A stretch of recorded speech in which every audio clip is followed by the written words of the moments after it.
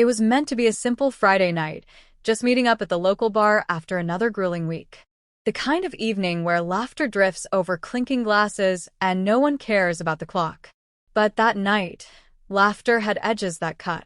Claire sat beside me, hand loosely around her drink, her laughter a touch too loud, a bit too forced. I could feel something simmering beneath her calm exterior. She'd been distant all week, snapping over small things, forgotten dishes, late replies, or the way I breathed too close while she read. I told myself it was just fatigue. I wanted to believe it. Our friends, Mike, Jenna, and a few others, were deep in some half-drunk discussion about marriage jokes, the usual stuff. I smiled along, trying to match their energy. Then, without warning, Claire cut in with a sharp tone that froze the table. "Oh, please," she said, rolling her eyes. "Ryan can't even keep his own house together. You really think he'd survive marriage counseling?" The laughter that followed wasn't playful. It was mockery. My throat tightened. All eyes were on me, waiting for a reaction, but I forced a chuckle.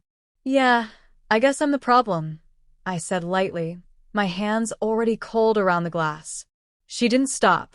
"No, seriously," she continued, words spilling faster. "By 32, a man should at least learn to listen, or pretend he cares." Jenna looked uneasy. Mike shot me a glance that silently asked, "Are you okay?" I wasn't. It's strange how humiliation burns slower than anger. It doesn't explode. It simmers, quietly poisoning your chest.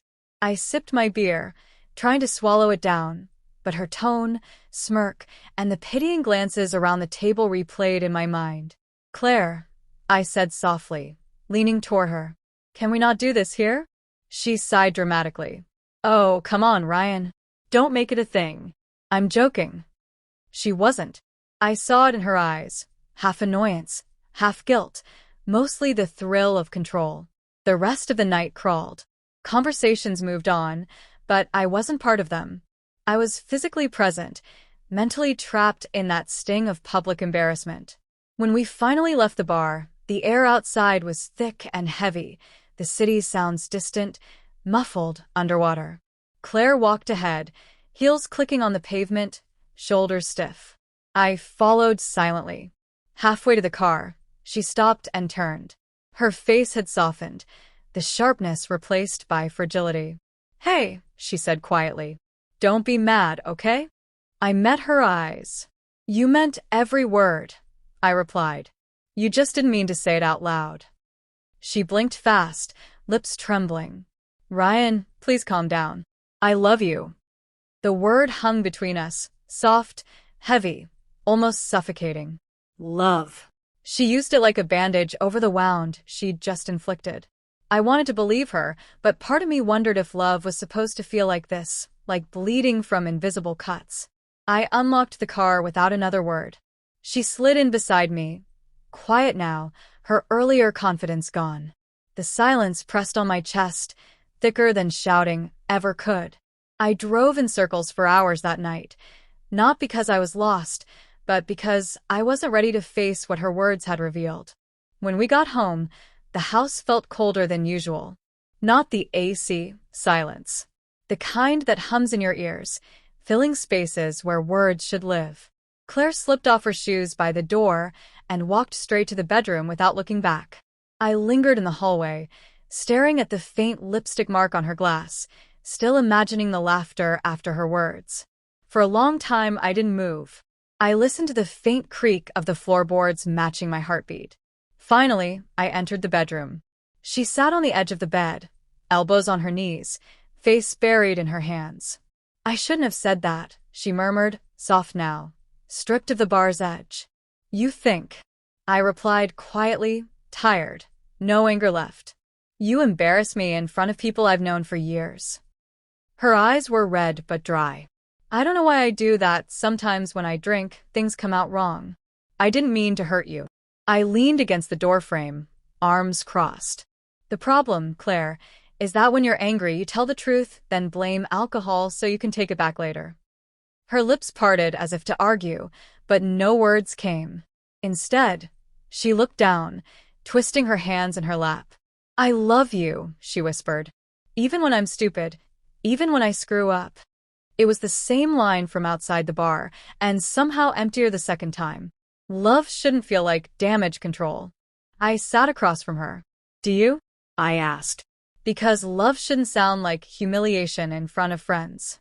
It shouldn't make me feel small. She exhaled shakily. You don't understand, Ryan. I get scared sometimes. Scared you'll stop caring, that you'll drift away. I try to make jokes or control the conversation, and it just comes out wrong. Her honesty should have drawn me closer, but it felt like holding something fragile that kept cutting my hands.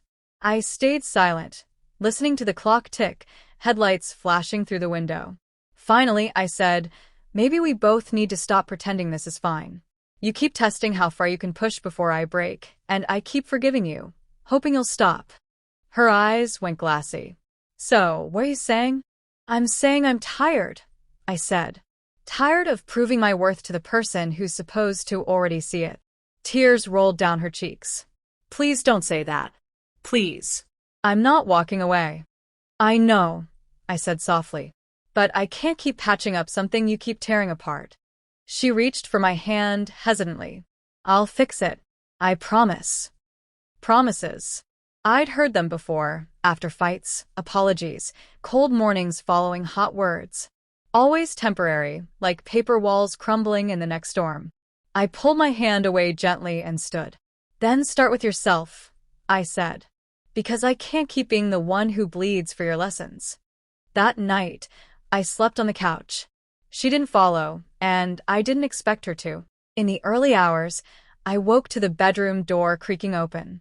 Claire stood quietly, wrapped in a blanket, face pale in dim light. Ryan, she said softly. I'm sorry. I know, I replied. She lingered, as if wanting to say more, then turned back to bed. Morning came. She made coffee, without a word. We sat across from each other, pretending to read the news, pretending everything wasn't different. She looked up once, eyes searching mine. I gave a small nod. Not forgiveness. Not yet, but acknowledgement. Sometimes, regret isn't loud. It's quiet, sitting between two people who both realize they went too far. And as I sipped my coffee, I thought about how love can survive anger, even betrayal, but rarely survives repeated disrespect. That day, I promised nothing. I only decided that next time she tested my calm, I wouldn't answer with silence. I'd answer with distance. Sometimes the most painful lesson you can teach someone is what your absence feels like.